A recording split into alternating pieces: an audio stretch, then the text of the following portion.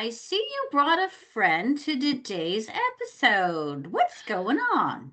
Hi, this is my friend Jill.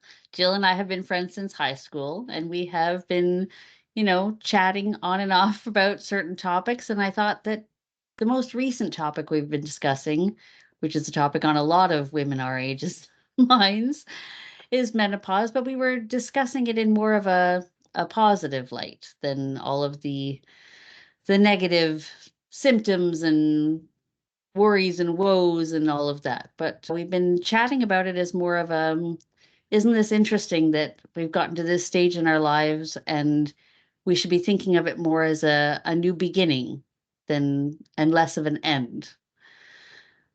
I love it.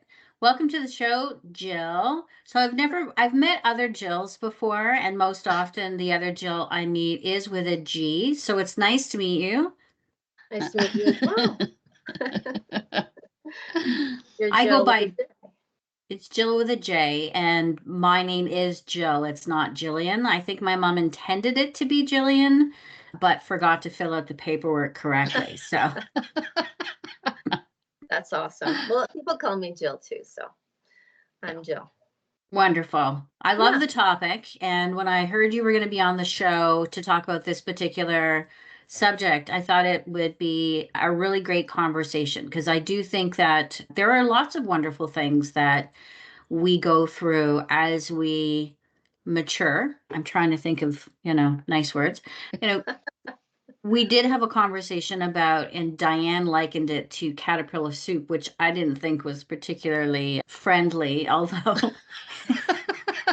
it is it is a metamorphosis per se. But Yeah. I'd love to hear your perspective on, the going through this period in a woman's life and how we are reinventing ourselves. Hmm. For myself personally, having the time to focus on what I want to do with my time is lovely. Just feeling reborn, like revisiting old passions. Photography is a big one for me. Just being able to get outside and walk or do my gardening or do painting. These are things that kind of were shelved, right, for many years. Mhm. As we're raising the kids and working and doing all that. Like now I feel like, okay, I have to learn basically, like I'm being reborn. I have to learn how to be myself again, right?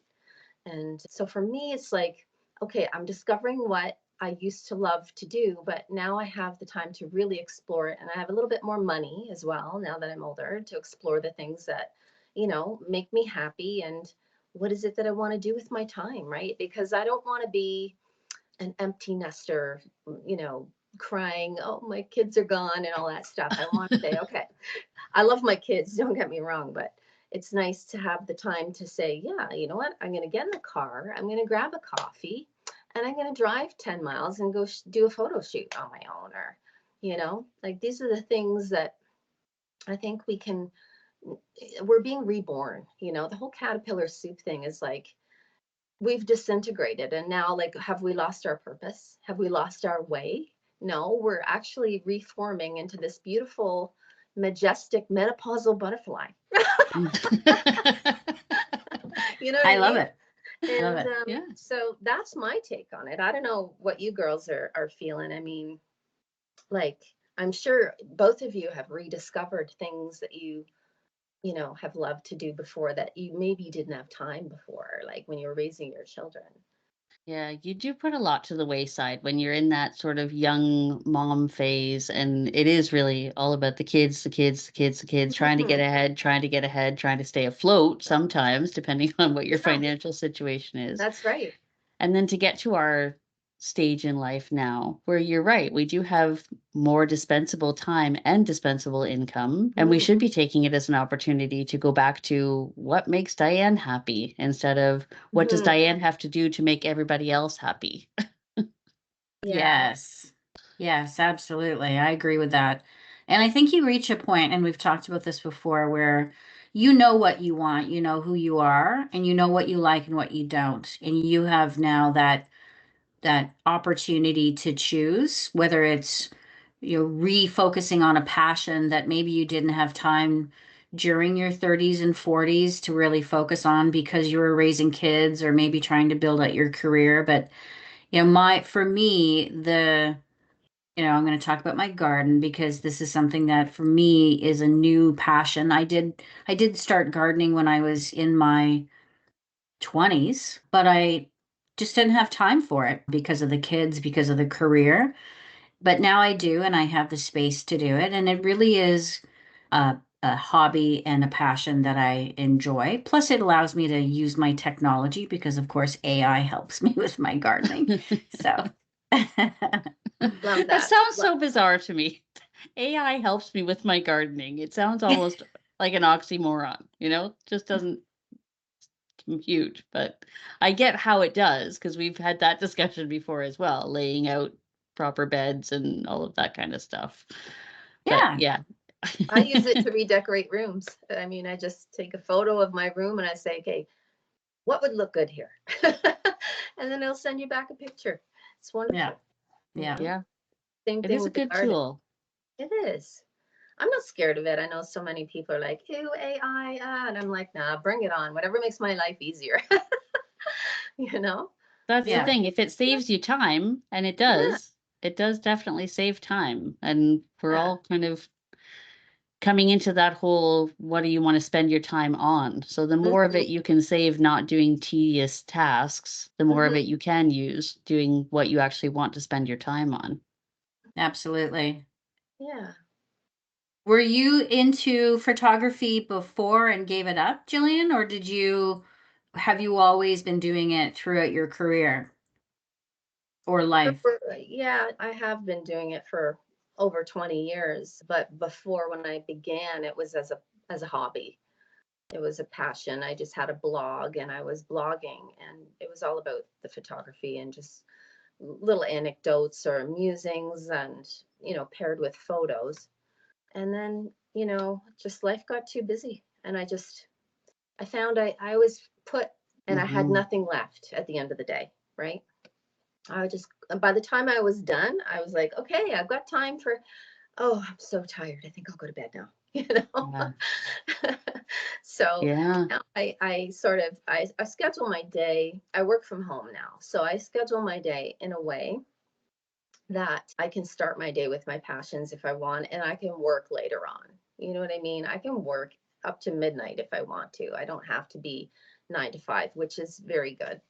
I still do the hours. I just have a little more flexibility. So yeah, Nice. yeah. So Mm. the photography thing went by the wayside, but then recently I have picked it up again. So I'm very happy to be doing that. It's just it takes you out of your head. It's like any hobby, right? If it's a distraction from well, it's better than doing, destructive things, self-destructive things. I try to channel my energy into doing creative pursuits now, whereas before I might have been doing other things that weren't as good for me. Mm. Yeah. Yeah. Yeah. Diane, do you have any hobbies or things that you've worked on and that you've maybe put aside because of motherhood Oh or job? gosh. Yeah, all of it. I haven't painted anything in a million years, I think. And I do have an easel actually. I asked for one for, I can't remember if it was Mother's Day or a birthday or something a few years ago.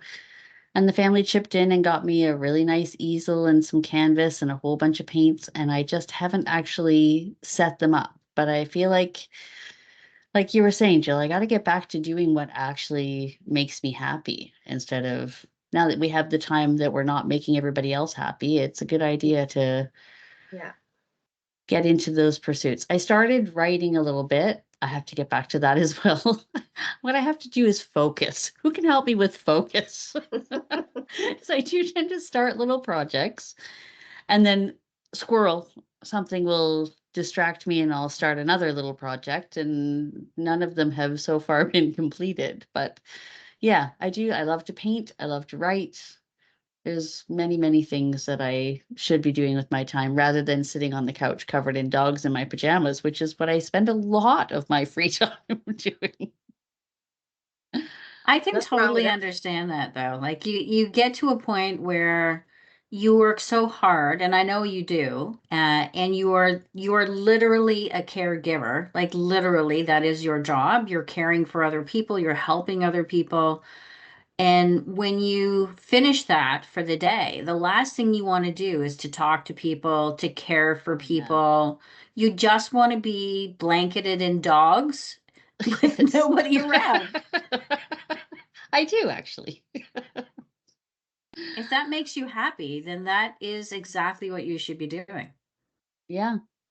I think my favorite part about this whole menopause thing is literally the not giving a shit anymore. And I don't mean to sound rude by that. Like, not that I don't give a shit about other people's feelings or anything. It's that I don't give a shit if I look like crap on camera. I don't give a shit if it's Saturday morning and I got to go to the grocery store. Do you remember being in your 20s and 30s and you wouldn't set foot out of the house without a full face of makeup on and, matchy down to the shoes and purse and all of that nonsense? It was so time consuming. I don't know how we ever got out of the house in our 20s. I really Crazy don't. time. Yeah. It was hours of prep work just to leave the house. That's Because nobody another. else cares. Right, Nobody exactly. else cares. Only you care. Exactly. So why were we doing that? Right.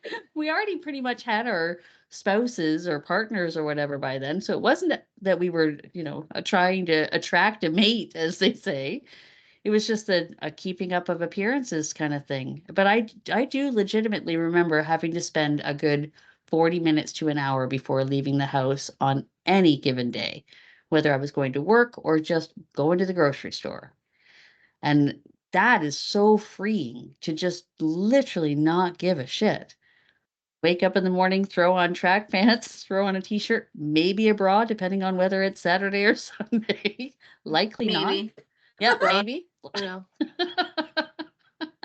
And then just going out and doing whatever you have to do and coming back, and that's it. on Getting the back flip into your side of that comfies. too, you could also not care, but there's also days when you want to dress however you want, even if it's crazy, like dopamine dressing, like Oh yeah, yeah. just do something wild with your hair, wear a comfortable dress, a funky purse, whatever. Like it's also that like don't care attitude goes the other way as well. Like Yeah. do people find this fashionable? I don't care, I love it, like whatever makes me happy now, right? Yeah. Dressing Definitely. up or dressing down is a totally personal decision now, whereas before it was like, what are they going to think? Oh my god, you Yeah. know who cares? Yeah. Spent far Yeah. too much time caring about that. Who cares what they Yeah. think? Yeah. Yeah.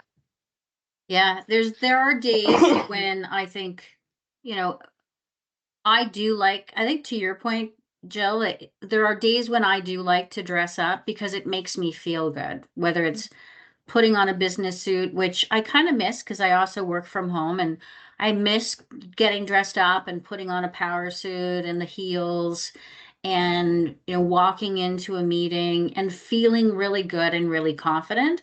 So Mm. there is that opposite that happens as well. No slight at all for those who want to wear athleisure every day, which is a very good thing for sure. But I agree with you, Jill, that sometimes you want to wear something that makes you feel good, not just comfortable, but something that really makes you feel good. And I think Yeah.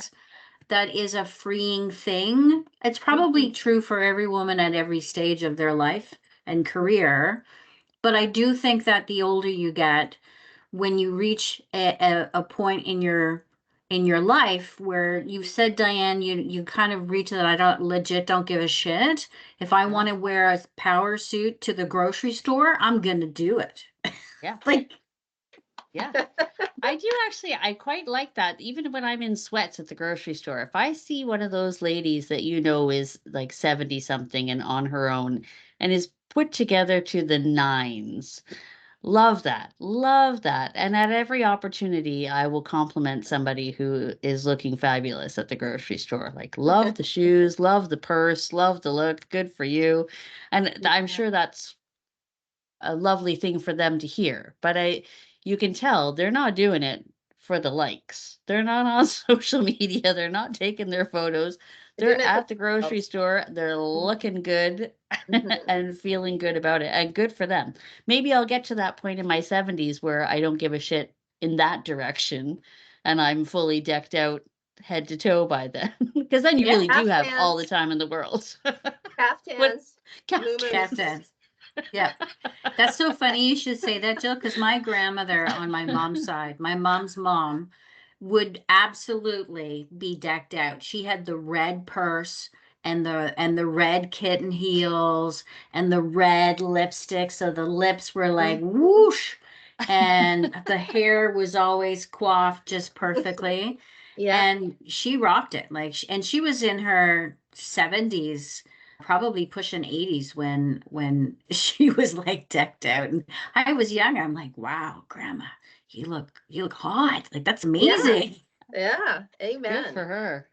The Pinterest boards that I follow, I have pretty much everyone's over 60 or 70. So I follow a lot of older women's styles because I love how much freedom there is with it, right? Yeah. They don't have rules anymore. They just wear what they love.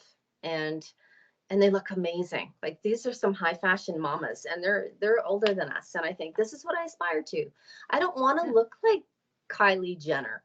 You know what I mean? No. You allowed to say that? I don't Yes, you want are. to, Yep. we don't want to look like that, right? Like we're No. 50, I'm pushing 60. We don't want to look 20. I think that's the No. most ridiculous thing ever, right? Yeah. We've earned this place in our life. This is an Yep. honor. It's an absolute honor to be here and have all this decision making power now, right?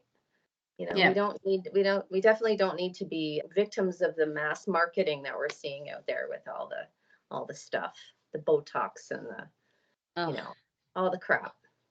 yeah. No offense if anyone here does Botox. I'm just saying that's a personal choice too, right? Yep. That's Yeah. each to their own, right? Yeah, if it makes you feel good, it makes you feel good. I agree though. I think that the whole aging with grace is far more freeing in my opinion for me. I love the, Helen Mirrens and Jamie Lee Curtis's and still Mm-hmm. rocking it and still looking fab, but naturally so. Clean living, I'm sure, is a good chunk of that. And, probably the personal trainer and the, the makeup artist and hair squad. But, realistically, there are people out there that are living well and looking fabulous. Yeah. Yeah. Amen. Yeah. What are some of the other things that you ladies feel really at this age is part of that metamorphosis that really is different from when you were younger? Hmm. Not people pleasing as much, I think. I spent a lot of time, and I don't know if it was a self-esteem thing or if it was just that I hadn't come into my own yet, but I spent a lot of time being super non-confrontational and just trying to make everybody else happy whenever possible. I'm Mhm. still a little non-confrontational. It gives me a bit of anxiety if I have to actually have a legit confrontation with somebody. And that's usually only, customer service of some sort or another. Not that I'm a full-blown Karen, but if it applies and it needs to be taken care of, I no longer hand the phone to somebody else and say, "Oh, you take care of this because I can't possibly, stand my ground with somebody Mhm. on the line that I've never met or never will see again." But I've gotten to that. That's another part of the I don't give a shit business is not having to make everybody around me happy because they were never ever going to be. That was an unsustainable goal in life. So For I've sure. let go of that entirely. Oh But yes, it was. You were responsible for everyone's happiness. You know that. I failed, Jill. I failed. Damn it. Damn it. Damn it. But yeah, it's a good chunk of just finding yourself, I think, and figuring out that wasn't really part of my personality. That was just a something I projected on myself that was supposed to be my role somehow. And I don't know whether that comes from family dynamic with siblings or where that comes from, but it's been completely let go. So I do try my very best to make people around me comfortable just because that's I think what we should all strive for. Nobody should feel uncomfortable if there isn't a need for it, but it's not my job anymore to make everybody around me happy. And that is very freeing. It gives me a lot more time and space in my own head. And there's a lot of baggage that gets dropped off and never picked up again when you figure stuff like that out. So there's epiphanies that come along with this whole aging thing, the whole being unappreciated, taken for granted, all of the things that I've pretty much put on myself, but got to a point before this stage, like before the caterpillar soup stage where we're coming out on the other end. I guess as a caterpillar going into the chrysalis, I kind of figured out that I had some, I don't know about a resentment maybe for things that nobody asked me to do. You know what I mean? I put myself in that position of being the constant caregiver, meal prepper, taking care of all the household things. But that was my projection of what my job was. I didn't ever actually have to be 100% responsible for that. So it's unfair of me to be resentful of the fact that I did that for all of that time. You know what I mean? Yeah. Anybody else feel that? Oh, yeah. For sure. For Yeah. sure. Well, it's boundaries, right? And just Yeah. not taking on stuff that you were never asked to take on. Yes. For me, it's oversharing. I used to just blab, if someone wanted answers or was asking personal questions, I would just tell them. I would tell them stuff. And now I just think, yeah, you don't need to know that. You don't have access to me that deeply. You know what I mean? Like, we get stronger that way as we get a bit older. We know our limitations and we don't overshare, with the right people we can and do when we feel comfortable and we'd have the trust. But I think when we're younger, we tend to just put ourselves out there way too much, Yeah. And now it's like, now I'm going to keep some of this good stuff for me because I don't give it away for free, like that just doesn't happen anymore. Yeah, With true. friends, like, Of course. it's give and take. We're doing a little dance here. We're sharing stuff and that's different. It is But different. I'm just talking about in general, like I also feel like my social presence online has changed since I've matured and become this new person. You sometimes see these memories come up on Facebook. You're like, I can't believe I fucking put that on the internet. Like, delete, like 10 years ago, I was complaining about such and such. And it's like, oh God, you don't even recognize yourself anymore. You're like, I am not that person now. Like, the person who put that out there is she's gone. No longer. She is no longer. I got this bitch now. Well, it's interesting you should say that because I think that's part of the aging process as well, is the level of knowledge and maturity that you gain as you get older. I think for me, one of the things that I'm really enjoying is knowing what I know and how smart I am and what I've learned. Whereas if you're in your 20s and 30s, you're still discovering. You're not really sure about certain things. A lot of things are new. When you reach a certain age, this knowledge and experience is something that you've gained, and it gives you and comfort and confidence, I guess, to be who you are. But I also, the opposite is true. I'm never going to be, I don't have to worry about being the smartest person in the room anymore. I know I'm smart, but I don't need to be the smartest person in the room. I don't need to be the funniest person in the room. Yes, that's I don't need to have all the answers, and I'm okay with that. I don't need to be, it's kind of like your point, Diane, like you don't have to worry about other people anymore. You just have to worry about yourself and if you're happy. And I'm okay not having all the answers and making mistakes and screwing up my garden and busting my knee and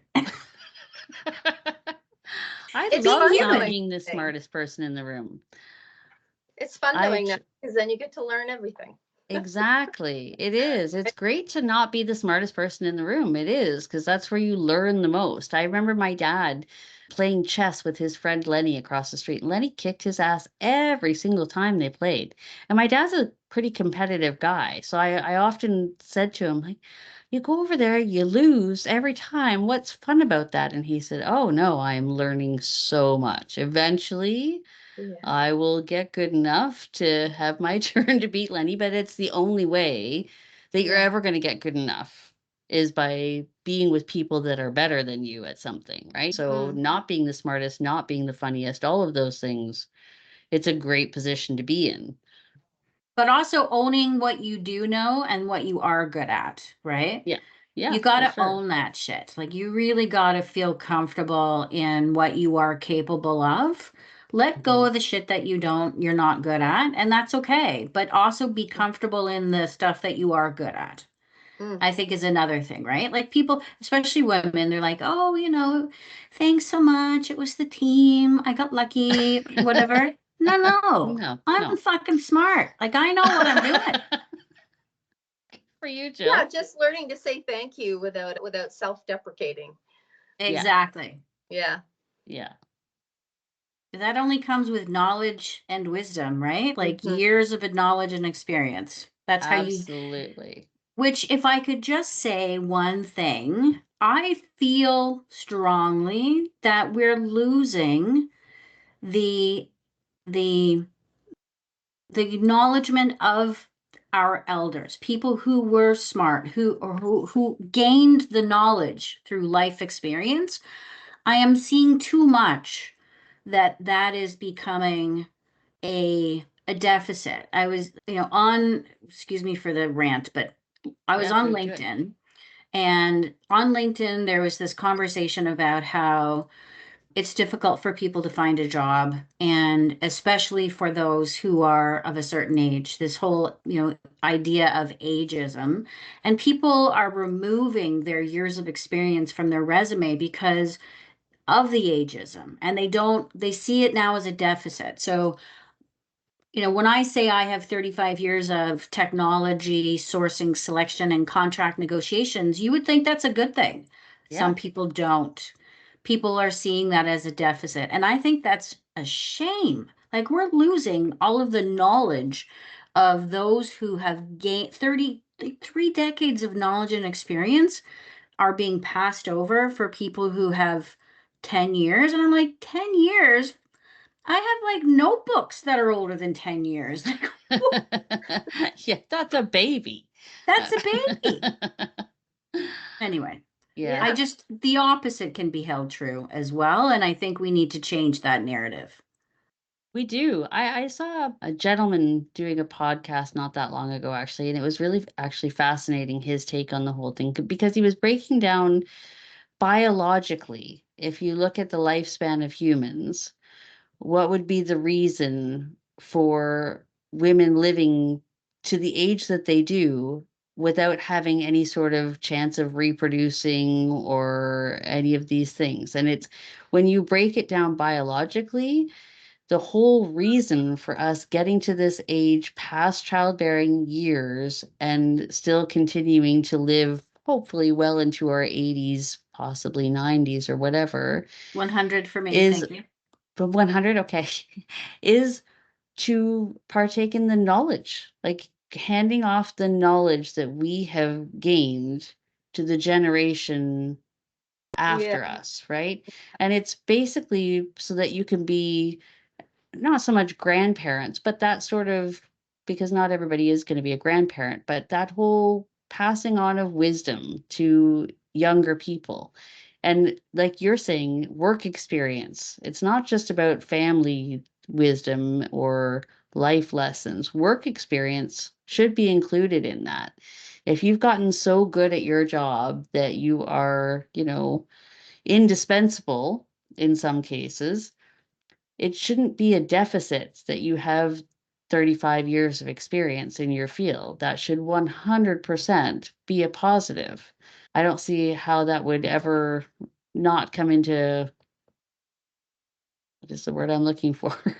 But Well, it why should wouldn't it be always seen be a as a positive? positive. Yeah. Yes, it should Yeah. always be seen as a positive. And I think this whole I think you're right. And if you think about this, the whole process of aging, how in many cultures, aging is seen as revered, being an Yes. elder and being knowledgeable and passing on that knowledge and the stories and history. You know, many elders are revered. Like to become an elder is what we're talking about, right? That Yeah, it's an sort of honor. right, yeah, the honor, the rite of passage, the gathering of knowledge. And it's unfortunate that we're getting away from that. I don't necessarily think personally, like families, I think still appreciate, getting older, their parents, their grandparents. Although I have to bring this up. Has anybody reached the point where your children are now treating you like you're their children and they're starting to No. No, not yet. No. Uh-oh. what a strange thing, I have to say. So as evidenced because I smashed up my knee, which is a whole other episode to talk about on another day. Uh-huh. I have this call me clumsy, but I fall sometimes. So Shannon has gotten to the point where now she's like worried about me and she's checking in Oh. on me. And the other day I got mad at her because she said something to me that implied that I was like forgetful and didn't remember stuff. And I'm like, hold on a minute. What the hell? Like, who do you think you're talking to here? I'm not 100. Like, give me a break. Anyway, that is a whole other conversation to get to the point where your children are now looking at you in a way that they feel like they need to take care of you. Oh, It's a come strange on. thing. Yeah. The only thing close to that for me is the last time Evan was over and somebody sent me a text message and I opened my phone to read it. He looked over my shoulder at the font size on my phone and said, "Are you truly that blind? You're that blind." I said, "Yes, truly I am. Get over it. It's fine. I'm fine with it. You be fine with it." Yeah. But yeah, I would imagine they will start to worry about us at some point. But for now, Well, that's good. Well, yeah. I mean, I appreciate it. I think it's nice to have my kids worry about me, to care about me. Not that they've never cared about me. They have. But it's kind of nice, but it's also kind of disconcerting, right? Because it's sort of a role reversal Yeah. that was unexpected at my age. Like I'm not that old that you have to start worrying about me like getting lost. Like what the hell?